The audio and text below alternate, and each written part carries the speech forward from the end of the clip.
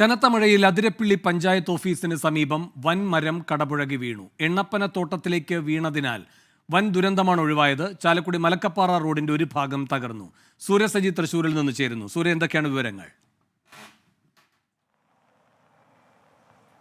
വേണു, ഇന്ന് രാവിലെയാണ് ഈ അതിരപ്പള്ളി പഞ്ചായത്ത് ഓഫീസിന് സമീപം നിന്ന വൻ മരം കടപുഴകി വീണത്. ഈ പഞ്ചായത്ത് ഓഫീസിന് സമീപത്ത് റിസോർട്ടുകൾ അടക്കമുണ്ടായിരുന്നു. പക്ഷേ ഈ മേഖലയിലേക്ക് മരം വീഴാതെ പകരം എണ്ണപ്പനത്തോട്ടത്തിലേക്ക് മരം മറിഞ്ഞു വീണതിനാൽ വൻ അപകടമാണ് ഒഴിവായത്. കാരണം നിരവധി വീടുകളടക്കം നിലനിൽക്കുന്ന ഒരു സാഹചര്യമാണ്.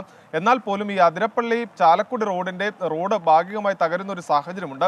ഇപ്പോഴും ഈ മരം മുറിച്ചു മാറ്റിയിട്ടില്ല. മരം പൂർണ്ണമായും മുറിച്ചു മാറ്റാനുള്ള ഒരു നടപടികൾ കൂടി നടന്നു വരികയാണ്. അതേസമയം തൃശ്ശൂർ ജില്ലയിലാകെ തന്നെ മഴ ശക്തമായി തുടരുന്ന ഒരു സാഹചര്യമുണ്ട്. ഇന്ന് രാവിലെ മഴ വിട്ടുനിന്നെങ്കിൽ പോലും ഇപ്പോൾ മണിക്കൂറുകളായി ഇപ്പോൾ ഈ തൃശ്ശൂരിൽ വീണ്ടും മഴ ശക്തിപ്പെട്ടു വരുന്ന ഒരു സാഹചര്യമുണ്ട്. അത് മലയോര മേഖലയിലായാലും മറ്റിടങ്ങളിലായാലും തന്നെ ശക്തമായ മഴയാണ് ഇപ്പോൾ രേഖപ്പെടുത്തുന്നത്. വേണു, ശരി, സൂര്യ സജിയാണ് തൃശ്ശൂരിൽ നിന്ന് വിവരങ്ങൾ നൽകിയത്.